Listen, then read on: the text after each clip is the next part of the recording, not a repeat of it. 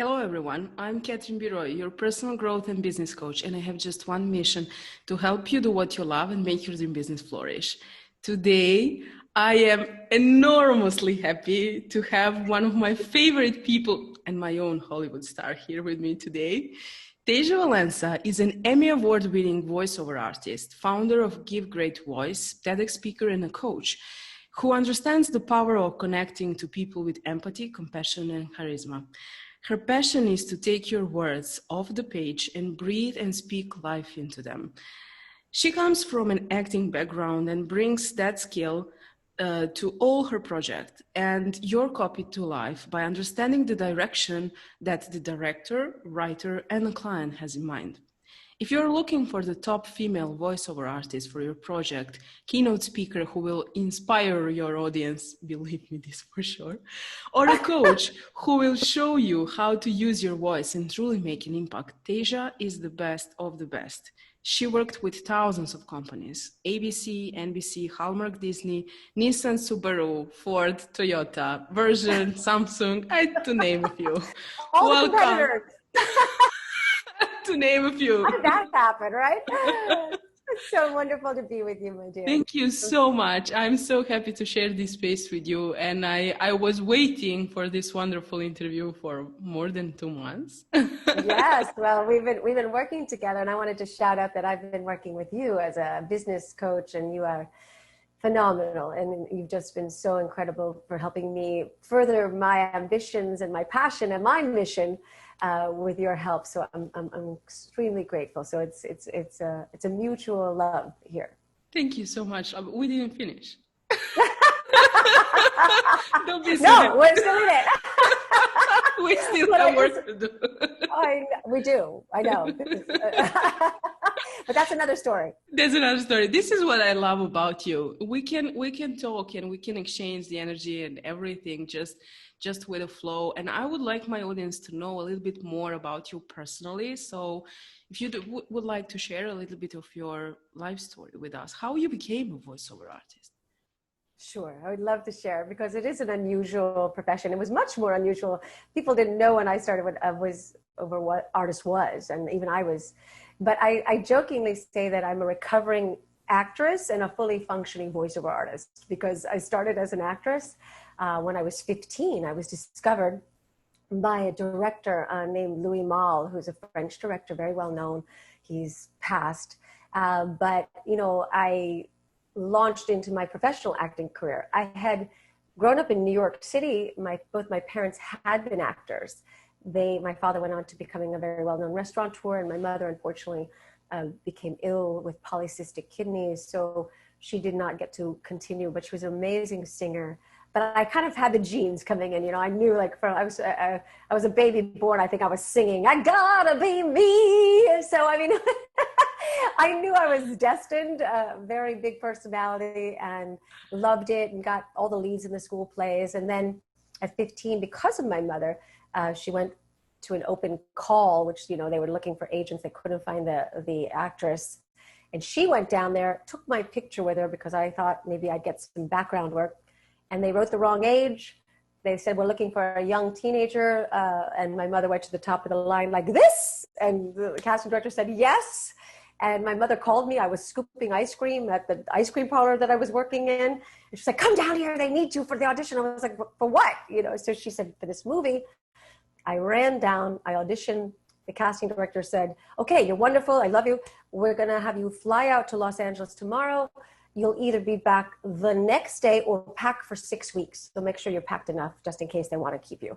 So of course my brain was like, and I had a love interest, and I was wondering who the love interest was, you know, and at the time Scott Baio was very popular, this guy, but it ended up being Sean Penn, who was a very popular actor, but he had been in this movie called Ridgemont High Times. I'd like playing a pot guy, you know, so I was not very excited to act against him, but I did it anyway because, you know, I wanted to be in the movie, and I ended up booking the movie, and my life kind of changed the trajectory because I was working professionally, and I finished the movie, came back to high school, and then 6 months later got onto a soap opera, which again, there are very few left, but this one was a very popular one called All My Children, and I screen tested got on that, and then left high school, basically finished high school and started my on-camera career. That's the good part. That's the shiny, pretty part. The not so good part was I was a terribly insecure young lady based on my parents being divorced, and my mother, again, who was very ill, was not very attentive. My father was only on Saturdays. So the deep, deep insecurity that fed me as a great actress, because we love approval, also was a detriment to me, the human, the teenager, the young lady. So I suffered tremendously that insecurity. And I was actually nominated for an Emmy when I was on All My Children because I cried so well, but they didn't know I wasn't really acting. I was just really, I was a mess. So I just brought it in with me. There was no acting. So, but that same mess got me the Emmy nomination, and it also basically got me fired 2 years later because I had, I just wasn't being professional and I was messing up. And so that was my first real understanding of, your mess is your magic, but it also is something you have to overcome. So I lost my job. I moved out to Los Angeles, and I had to kind of start all over again. Waitressing. I never even had it. I was before, but scooping ice cream, but now I had to go back to waitressing and basically build up myself again. And I performed acting. I went to therapy. I went to to do 12-step programs. I really worked on myself, but I was always fighting the fact that I had so much self-contempt, because you're always told as an actor or an actress, you're not enough. You're not tall enough. You're not pretty enough. You're not blonde enough. You're not sexy enough. And I was always being told I was too fat. I mean, truthfully. So there was this constant inner pain to be rejected so much. And so I kept working on myself while I was doing my on-camera work. And then one day, my mother, the same incredible woman, Gloria, said to me, sweetheart, you should be doing voiceovers. And I said, what is a voiceover? I didn't know. And she said, the commercials and the radio. And so, at that time, there wasn't the internet, so it was very hard to find a coach. It took me about 2 years to get myself going. But because my mom pestered me, I was like, okay, I'm going to do it. I made my first crappy tape, my second crappy tape. I finally got an agent. I started doing my first jobs. And, this kind of magic happened because I was liberated for the first time, where my talent there was no question. My voice was beautiful and interesting and dynamic, and I was a great actress. But all of a sudden, this was taken out of the equation, and this was taken out of the equation. And all of a sudden, I flew, and I flourished, and I kept booking these jobs. And I kept saying, "You mean I got the job? You mean I got the job?" Before I would eat my kishkas out, preparing for a scene and pain, and it was so hard. And then, did I get the job? No. Oh, but did they say anything? Did they say anything? And now I was getting the jobs, and over 6 years, I was doing both. And this recognition that, I love this. I'm made for this. But, there's this part of you that still holds on. And then one day my therapist said to me, your mental health is going up in proportion to the amount of voiceovers you're doing. And I took that as a great sign, like, you're right. I'm getting healthiher. And then I met my husband, who I knew was not the kind of husband who was going to be fine with me going off with Brad Pitt for 3 weeks to film on an island somewhere, and I'll be back. So it was kind of a combination. I wanted to get healthier. I love this art of acting that only included my voice, and I wanted to have a normal life. And so I got another soap opera for 12 weeks. I hated every minute of it because I forgot that you only say one line and you add one new word each day, because that's how soap operas go. And I ended my career. I started doing voiceovers, and 25 years later, I'm still doing them. And now I've taken this incredible passion and skill and teaching these same incredible tools to not only actors and voiceover actors, but the world, so that they can be a voiceover actor in their lives and play their roles so much more successfully and meaningfully. Ta-da, ta-da, ta-da.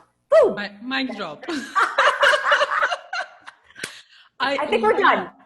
I literally love how open and honest you are, and how you tell your story with an open heart. Not everything is so shiny, and you were struggling and you felt insecure and you were searching for your path.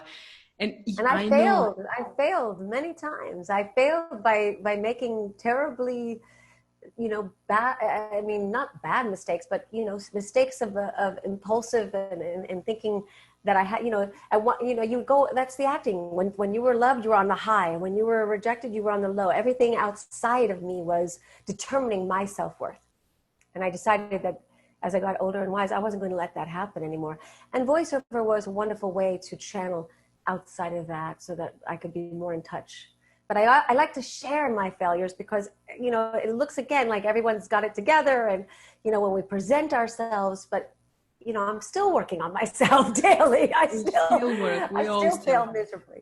Yeah. We still all work, but works in progress. Not everyone is honest to say that like you do, and I love that about you. I absolutely adore that. You mentioned Sean Penn and Richmond High School. Did you saw that they did a reading a few days ago?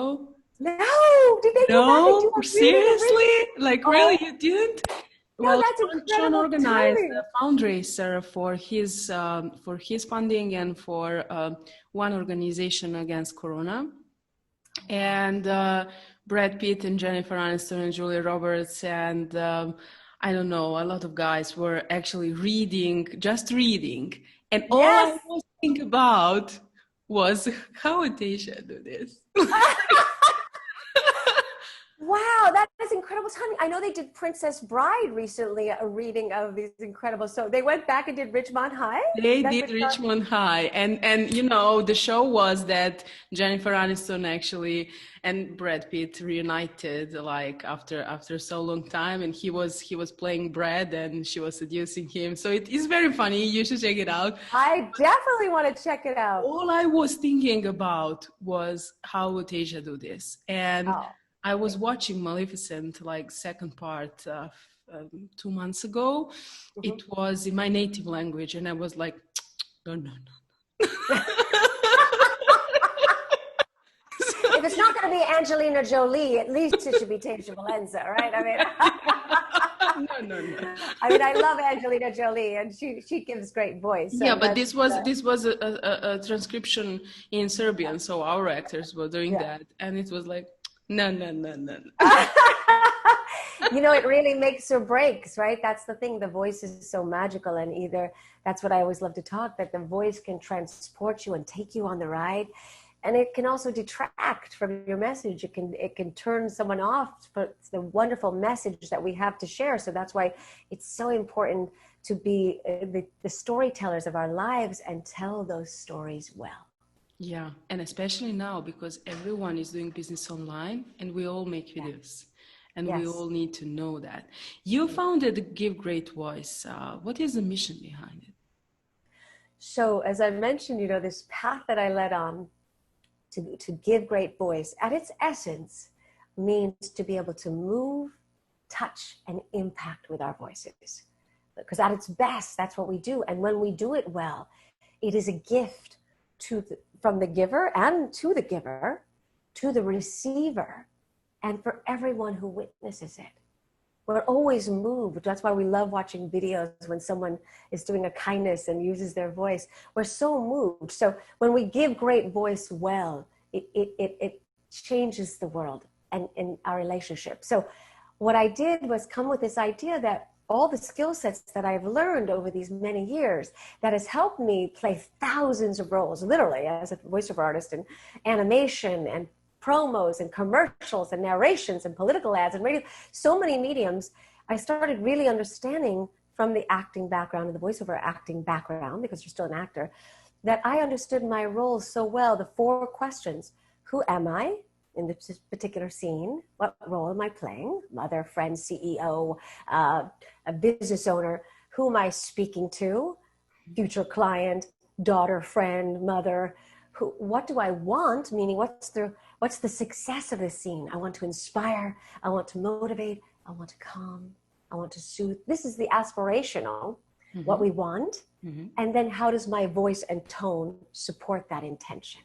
So I've understood these 4 questions, and now I know how to teach non-voiceover actors to help use these 4 questions to learn how to play their multifaceted, magnificent me that they are, because we are so multifaceted, to use these questions and utilize some of the voiceover skills that I have learned and teach them how to give great voice.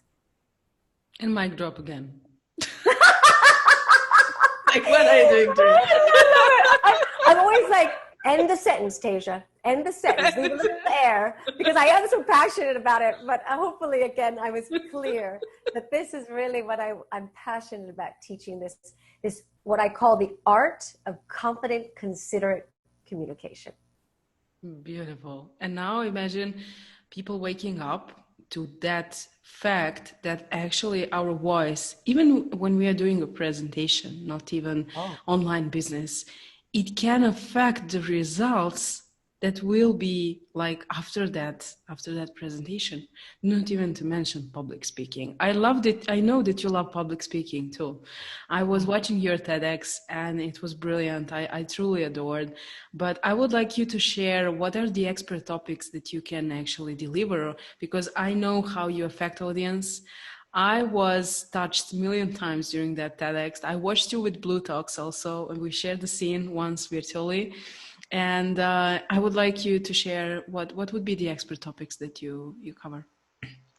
So in this world of public speaking, so much of it is, again, how we move, touch, and impact. So the words matter, but how we emotionalize those words matters more. They've done the studies, right? Which was more important, the words or how we touched and made feelings. So our emotions are contagious. So what I teach is to help people take their words, their passion, and really share that in a way that touches not only the brain, but the heart.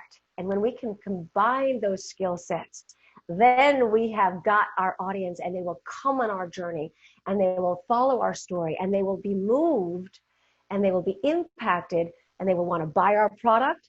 They will want to come along on our ride, and they'll want to be with us wherever we're going. If we only have the ability to share the words, and we don't have the ability to emotionalize them and connect on that deep level, we can lose our audience within the first 2 minutes. I mean, that's the thing. It's like, and so much of that is how we say those words. So I teach my clients and my speakers how to take their stories and become the master storyteller and feel that confidence in their communication and that connection with their audience, and where they feel inspired to speak, and then the audience in return mirrors that energy. And again, mic drop. I assume I'm doing this interview because I'm listening. You captivate me with your voice. You are captivating me. Like, I'm completely focused on what you are saying.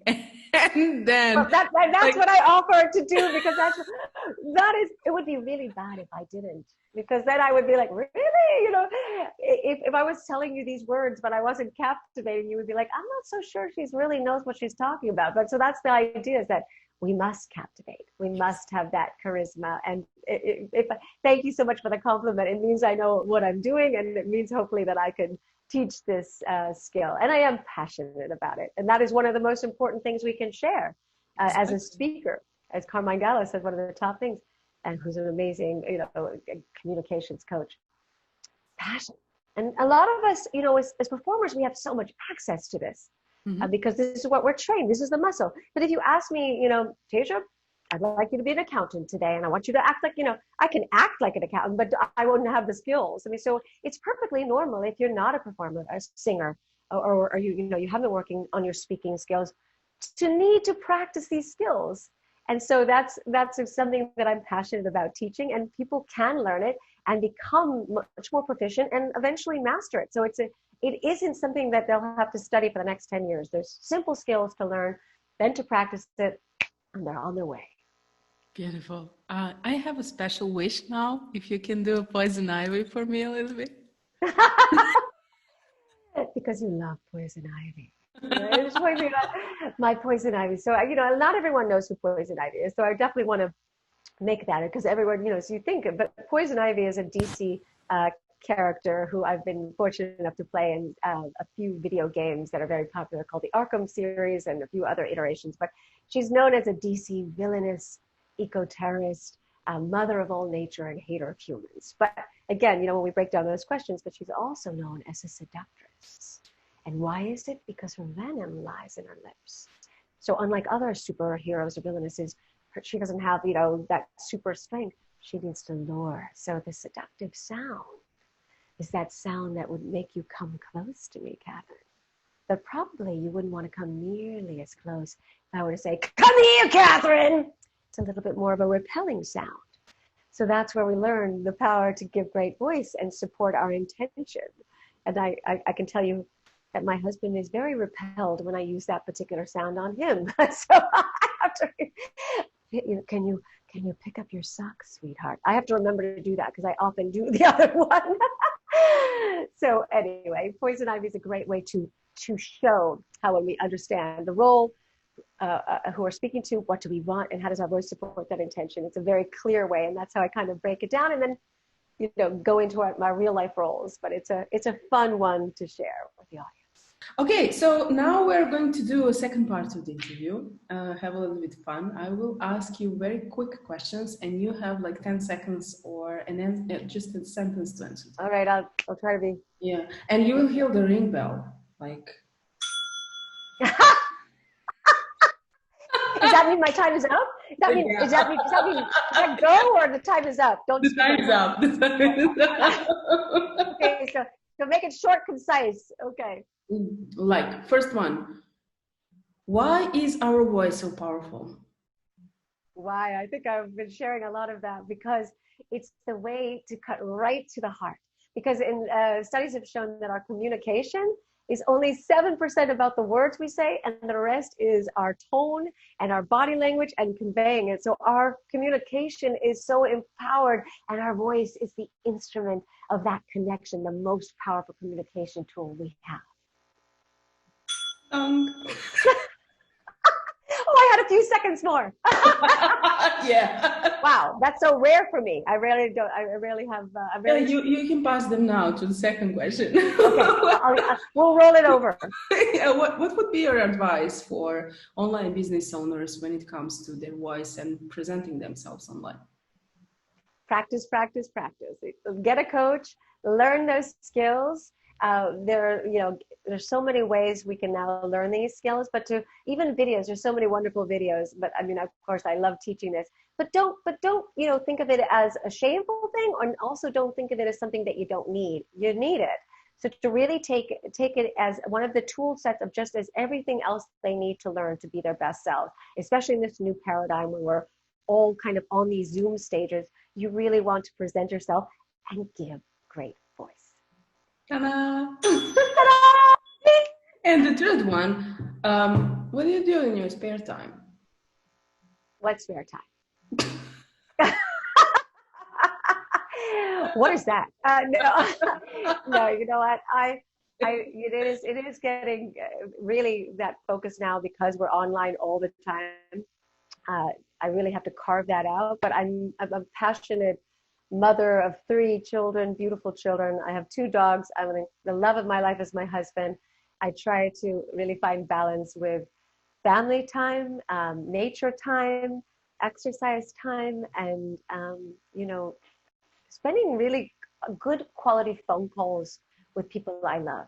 Because I talk about this all day, but, carving out that half an hour to catch up with one of my best friends. As you know, it's very difficult nowadays, but I'm really, I talk a lot about disconnecting to reconnect.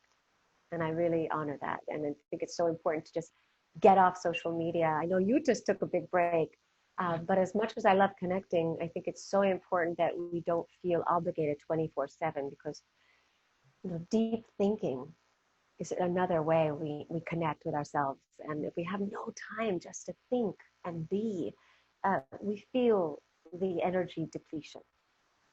Yes, I also did. I I made a detoxification from the social media, like for a month, even maybe. Incredible. I'm so jealous. And yeah, I do How that. did you like that? Amazing. Really amazing. Yeah. We spent 10 days, just my family on mountains, and the rest of the time we were all together. Nature is such a nature, poison ivy.